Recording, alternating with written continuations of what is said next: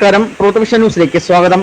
കൊല്ലം ആയൂരിൽ മഴ പെയ്താൽ ഉണ്ടാകുന്ന വെള്ളക്കെട്ട് ഒഴിവാക്കുവാനുള്ള നടപടികൾ KSTP അടിയന്തരമായി സ്വീകരിക്കണമെന്ന് കേരള വ്യാപാരി വ്യവസായ ഏകോപന സമിതി ആയൂർ യൂണിറ്റ് പ്രസിഡന്റ് ആവശ്യപ്പെട്ടു. വളരെ അശാസ്ത്രീയമായ രീതിയിലാണ് നമ്മുടെ ആയൂർ പട്ടണത്തിലെ ഓടയുടെ നിർമ്മാണം.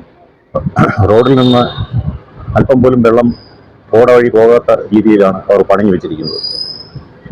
പണി തുടങ്ങുന്ന സമയത്ത് തന്നെ നമ്മൾ പലതും ചൂണ്ടിക്കാണിച്ചിരുന്നു.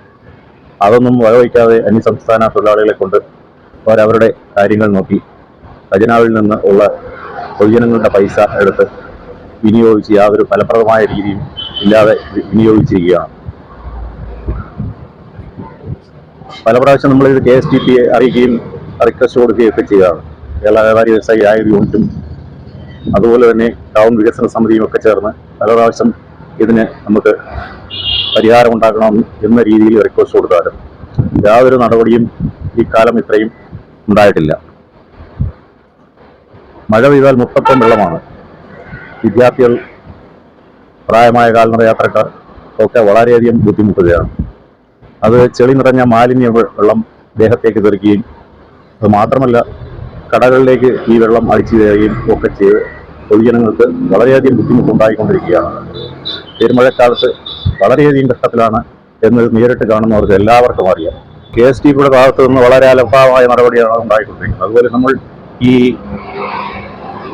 റോഡ് ക്രോസ് ചെയ്ത് ചെറുപുഷ്പ സ്കൂളിലേക്ക് കയറുന്നവർക്ക് സീബ്ര ലൈൻ വേണമെന്നും മാർക്കറ്റിൻ്റെ അവിടെ സീബ്ര ലൈൻ കൊടുക്കണമെന്നും ഒക്കെ KSTPക്ക് നമ്മൾ റിക്വസ്റ്റ് കൊടുത്തിരുന്നു. അത് 2-3 വർഷം മുമ്പാണ്. ഒരു പ്രാവശ്യമല്ല 2 പ്രാവശ്യം റിക്വസ്റ്റ് കൊടുത്തു. അതുപോലെ നമ്മുടെ ഫാറൂഖ് സ്റ്റെപ്സിൻ്റെ കയറുന്ന ഭാഗത്ത് എങ്ങനെയോ ഓട ഉടഞ്ഞ് അവിടെ വളരെയധികം അപകട രീതിയിൽ കിടക്കുകയാണ്. കാൽനട യാത്രക്കാർക്ക് വളരെയധികം ബുദ്ധിമുട്ടുണ്ടാകും.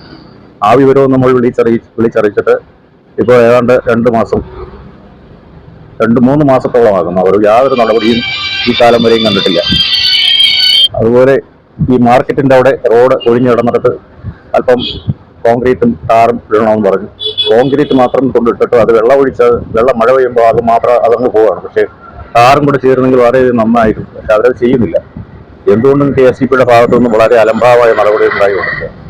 ഈ രീതിയിൽ മുന്നോട്ട് പോയാൽ കേരള വ്യാപാരി വ്യവസായി ആയതുകൊണ്ട് ശക്തമായ സമര പരിപാടികളുമായിട്ട് മുന്നോട്ട് പോകും എന്ന് ഈ തരണത്തിൽ അറിയിക്കുകയാണ്.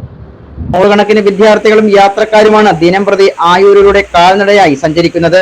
നിരവധി സ്ഥലങ്ങളിൽ ഓടയുടെ പണികൾ കൃത്യമായി നടത്തിയിട്ടില്ല. നിർമ്മിച്ചിരിക്കുന്ന ഓടകൾ അശാസ്ത്രീയമായ രീതിയിലാണ് നിർമ്മിച്ചിരിക്കുന്നത്. പ്രധാനപ്പെട്ട സ്ഥലങ്ങളിൽ സീബ്ര ലൈനുകൾ സ്ഥാപിക്കുവാനുള്ള നടപടികൾ സ്വീകരിക്കുവാൻ KSTPയോട് ആവശ്യപ്പെട്ടെങ്കിലും ഇതുവരെയും അതുമായി ബന്ധപ്പെട്ട പ്രവർത്തനങ്ങൾ നടത്തിയിട്ടില്ല. തകർന്നു കിടക്കുന്ന ഓടകളുടെ മേൽമൂടി സ്ഥാപിക്കുവാനുള്ള നടപടികളും കൈക്കൊള്ളുന്നില്ലെന്നും അദ്ദേഹം പറഞ്ഞു.